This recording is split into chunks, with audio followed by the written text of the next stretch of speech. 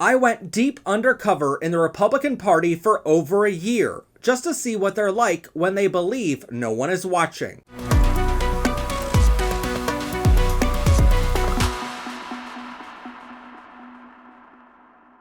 Get everything you need to protest the grifter-in-chief, including books, pins, hats, stickers, and more at ProfessorPride.com. A year ago, our team went deep undercover in several states to see what Republicans are like when they believe no one is watching. We considered calling this episode White Hoods Gone Wild, but we were afraid it would give the wrong impression.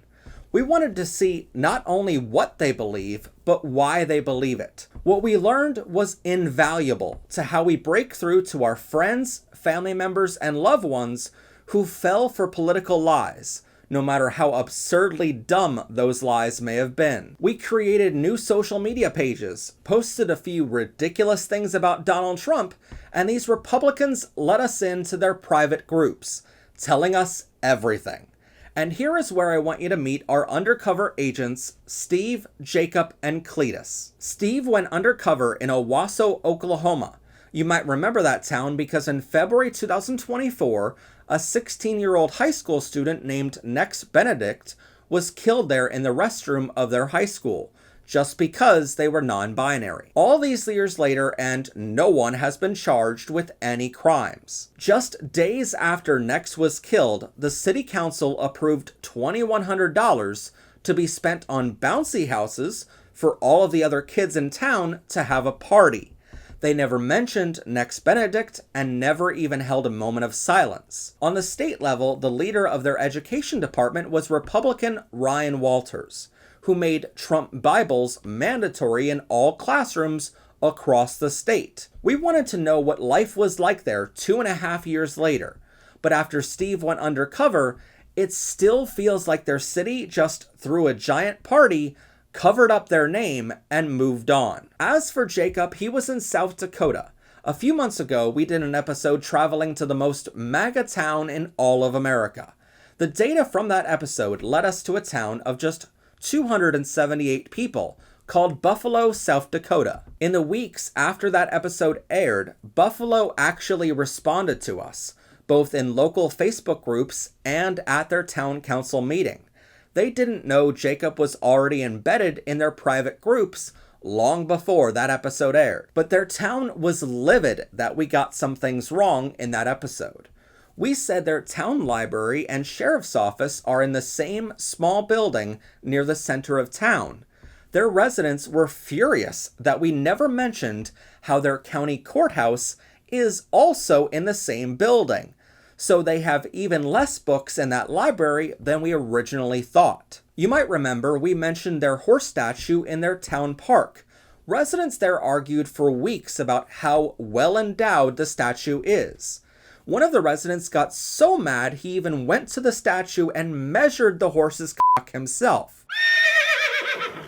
To the woman who said the horse wasn't that big, I feel sorry for your husband, who probably can't compete with an equine. And if he can, good for him. We mentioned in the episode how their city council seemingly spent $6,000 of taxpayer money on liquor in 2024, and a major debate item in 2026 was considering spending taxpayer money to fix the air conditioning in the local for-profit bar. Their residents told Jacob how their city council meetings are held in that bar every month, and you cannot expect city council members to buy their own drinks. The city council expects to be wined and dined, or beered and cheered, more likely. They don't really strike me as wine drinkers. Finally, we mentioned how, according to their school district website, 48% of their high school graduates cannot do basic mathematics. 38% of their graduates cannot read basic English. That's when Buffalo went crazy. They kept telling Jacob how 62% of us can read. How come this guy is saying 38% of us cannot read? Literally proving the point. Jacob almost blew his cover by demonstrating an IQ higher than a rotting potato. He pointed out how 62 plus 38 is 100, and their residents there inexplicably started to disagree with him. Jacob never knew basic math was something you could disagree on, but seeing that a majority of their town cannot do first grade math and percentages are a fifth grade lesson across the US, that 62 plus 38 equation became a long debate in the comments. But Oklahoma and South Dakota have been deeply red for decades, almost burgundy in color. So we wanted our third agent to go undercover in a more Democratic area. That's why we sent Cletus into other areas with a more Democrat voting record to see how Republicans interact with people when they're in the minority. Cletus went to several states during his year undercover to get a more broad picture of America. Steve, Jacob, and Cletus learned a lot about Republicans and Democrats. So here's what they learned. First, scandals are so much worse on a local level. You might have heard Lauren Boebert, who spends most of her time calling LGBTQ people pedophiles, forgot to worry about her own Republican son, who was just arrested on child sexual exploitation charges. Tree, meet apple. But that pales in comparison to the local level. Jacob found a city council member in South Dakota who constantly posts about protecting kids from pedophiles, but he also follows pages filled with very young girls in sexual poses and dresses up as Santa for the town fundraiser every year. Trust me, that is not a lap you want to sit on. Our agents found local Republican politicians across the country who were accused of everything from committing treason on January 6th, hiring prostitutes, rigging elections, showing up visibly intoxicated to meetings, saying racial slurs while under oath, and physically abusing infants. Pretty much our three undercover agents found the worst crimes imaginable. The second thing our undercover agents learned was there's a lot of dark money going around. Let's say you own a giant company like Tesla Motors, makers of the swastika car. And let's say you want a politician to do something for you or your company. But you know if local voters see Tesla supporting a politician, they may not vote for them because Elon Musk is as popular as an inflamed hemorrhoid. So instead, you start a political action committee, commonly abbreviated to PAC or Super PAC. In Canada and the United Kingdom, these are called third-party campaigners. But in the US, they have no limit to how much they can spend thanks to the Supreme Court ruling on Citizens United. PACs can be registered LLCs or their names can be just made up on the spot. Years ago, I worked as a videographer for local political ads. Local politicians would have me film in a building they owned.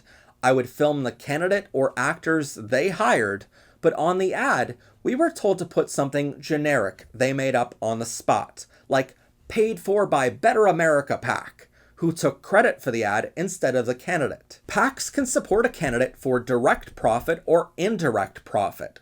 For example, last year, Ford Motor Companies and their PACs spent $182,000 on local races across Oklahoma.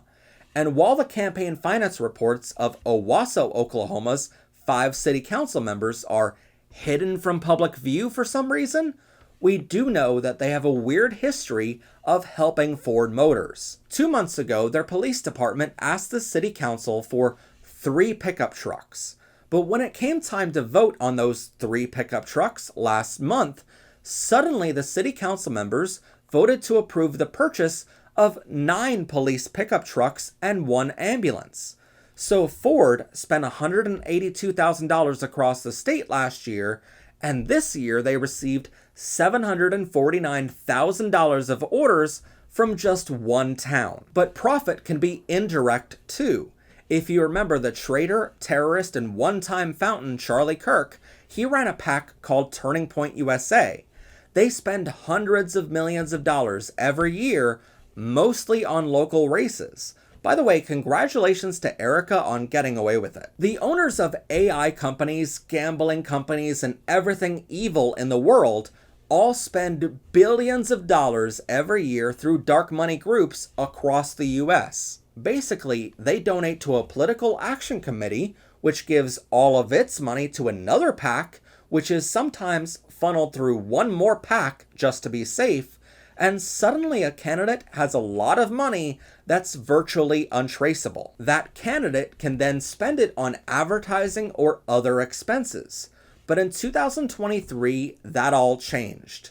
Under the direction at the time by President Joe Biden, the Federal Election Commission made it easier for candidates in any election to take a salary directly from their campaign funds. Basically, win or lose your election, you can define how much salary you want to be paid, pay yourself from campaign funds, and it's all perfectly legal. Great, just what we needed. Another way for the worst humans in the world to make even more money than the rest of us. Now, I'm not saying these companies and dark money groups are bribing local politicians, even though by all appearances, logic, and ethical standards, they are.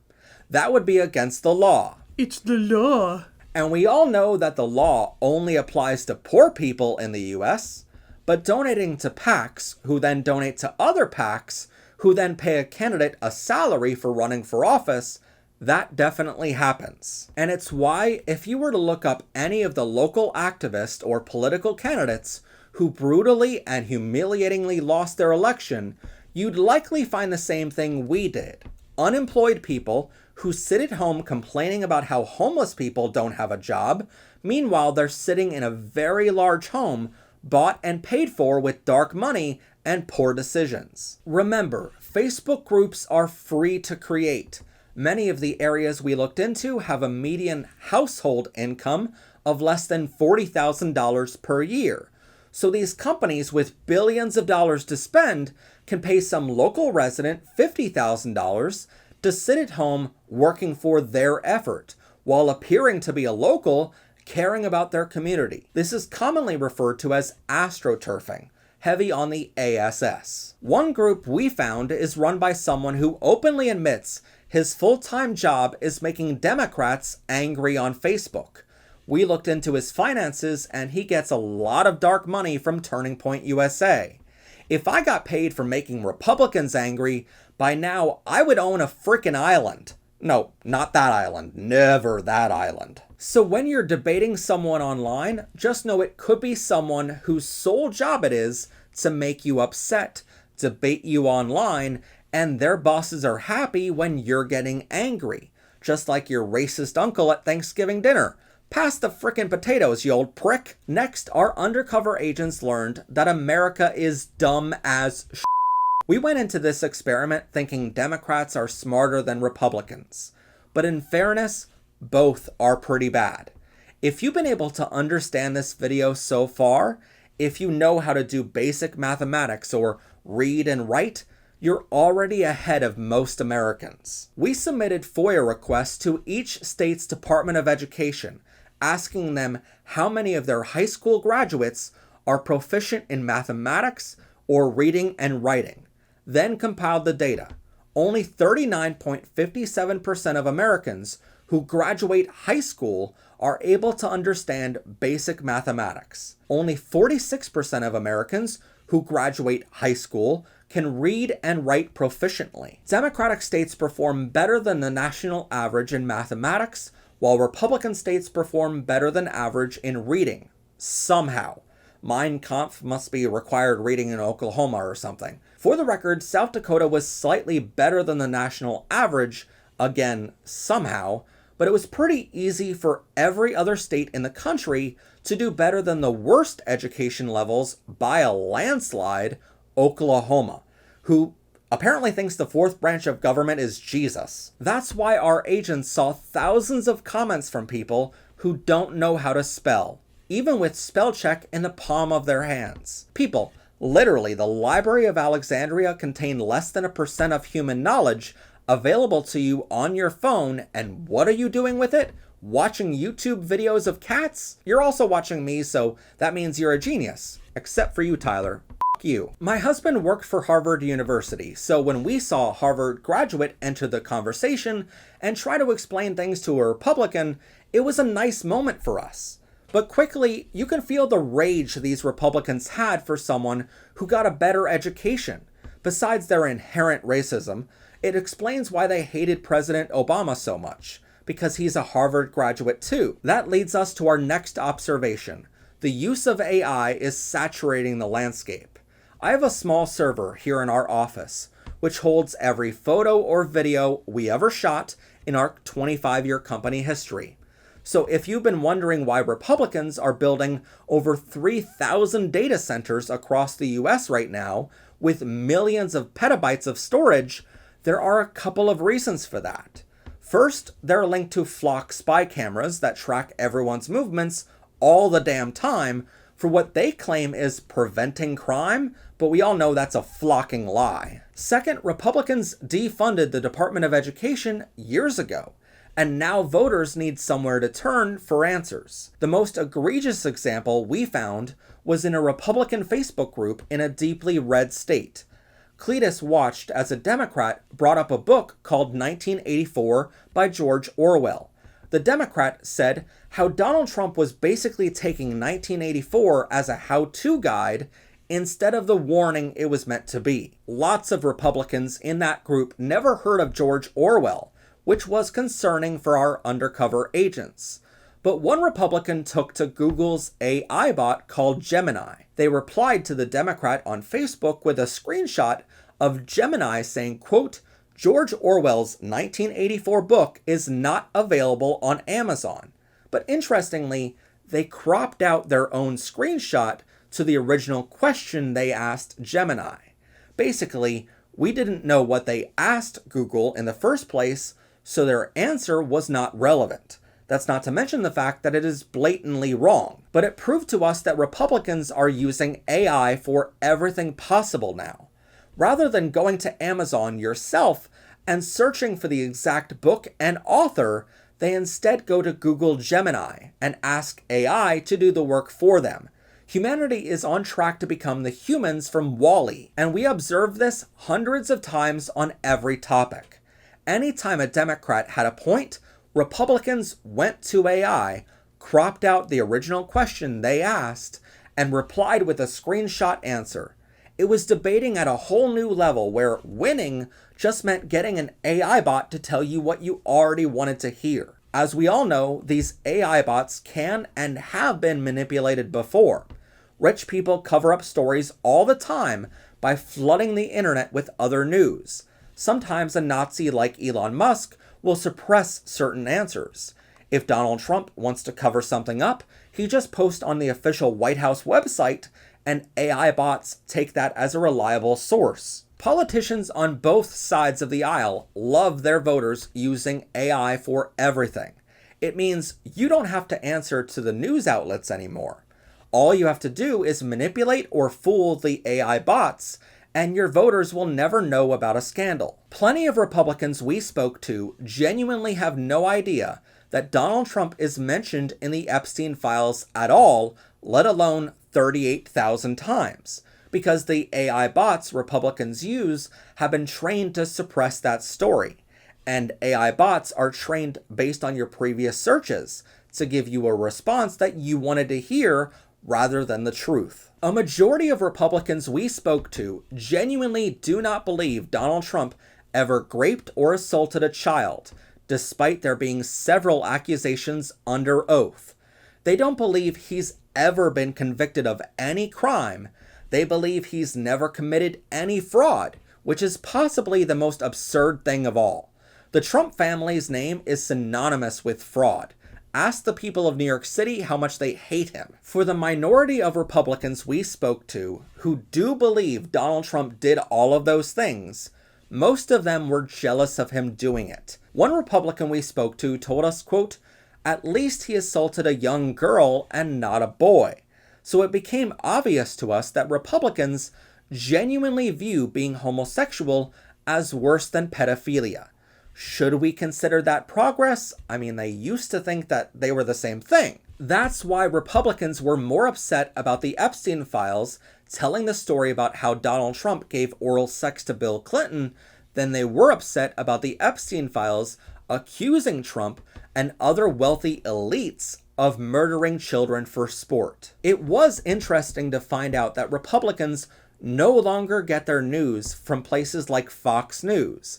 Sadly, those major media outlets also condemn Donald Trump far too much for these Republicans to continue watching, so they turn to AI for all of their news now. Finally, we learned that transgender rights are the biggest topic of discussion no matter what state we were undercover in.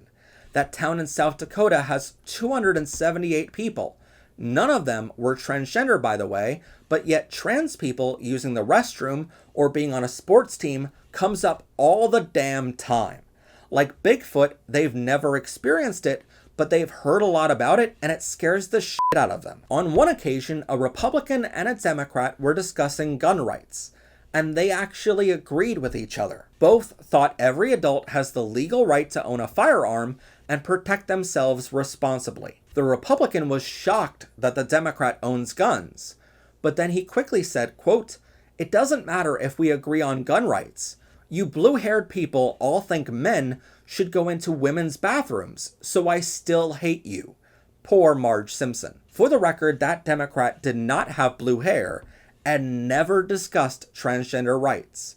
But it shows how even if we agree on some things, Republicans will never see us as humans because they've been brainwashed into thinking none of that matters as long as trans people exist. They have a weirder obsession over trans people than my husband does over French onion soup, and his obsession for French onion soup is extreme. Oh yes, he has opinions on its preparation, proper ingredients, and he even has an opinion on who makes the best prepared soup. For example, in Maine, their state government proposed a new tax law that would require millionaires to pay 2% state income tax, rather than the previous 1% tax. So rather than paying 18% less than I currently pay in taxes, these executives from fossil fuel companies, Uline and others, decided to spend millions of dollars on an anti-trans misinformation campaign to get voters talking about transgender people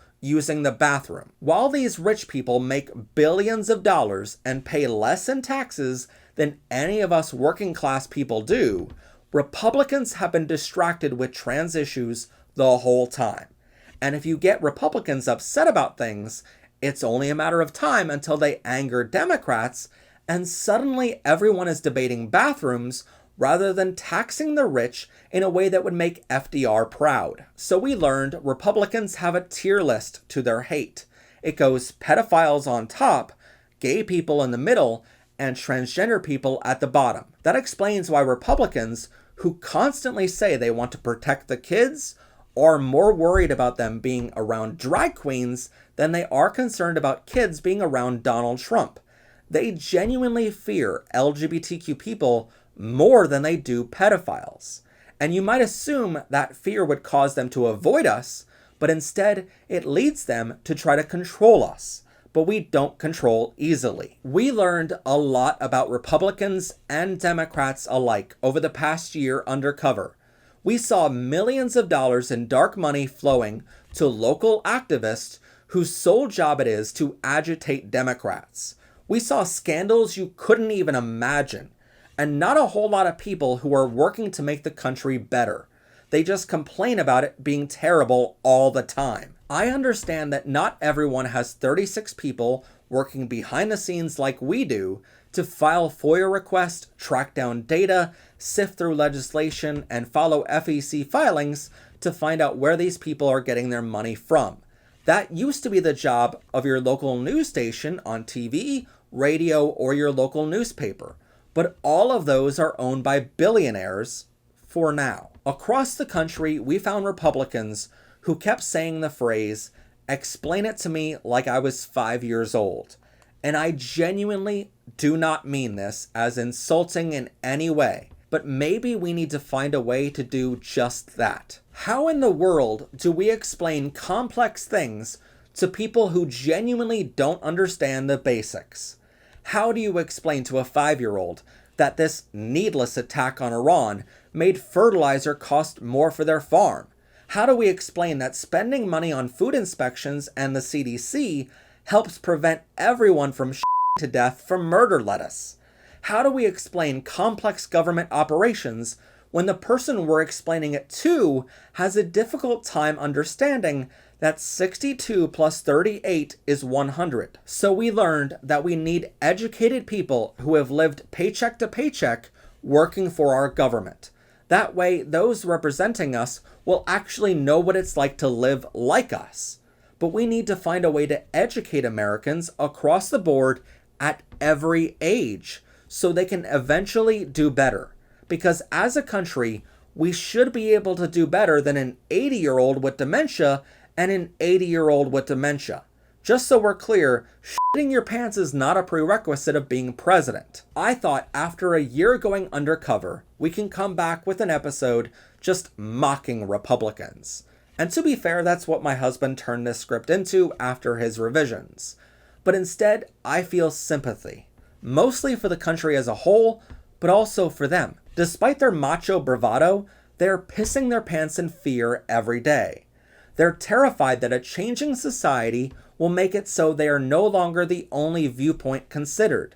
They're terrified that the minorities they have been brutalizing for centuries will stop wanting equal rights and will start demanding revenge. I'm not saying you should forgive your family member, friend, or loved ones who voted against your rights to live freely, but maybe, just for a moment, remember how easily your loved ones are being manipulated by an awful lot of bad people who have an alarming amount of money to do some very evil things. And because our elected officials are currently profiting off of that system, no one is trying to change it or even slow it down. So the next time Grandpa Walter starts his crap at Thanksgiving, just remember that he's terrified of the trans taking his bathroom. The poor guy has IBS and is still somehow full of shit. But in the meantime, I do think it's time that we explain things to people like they were 5 years old. And those of us who can read, write, and do math beyond a first grade level need to run for office ourselves and change the system from the inside. Just don't use big words. Those words scare them. 2 syllables or less.